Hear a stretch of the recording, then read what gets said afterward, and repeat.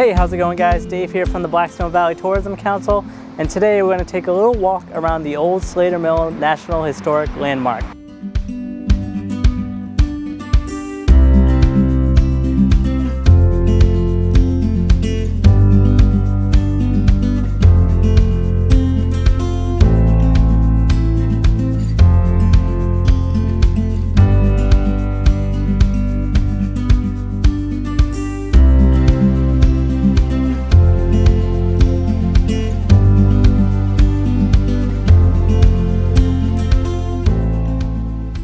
Now, although the tours are closed, you can still come down here and walk around.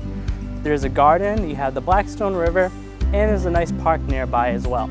So definitely take your friends and family and come check out the Blackstone Valley, guys.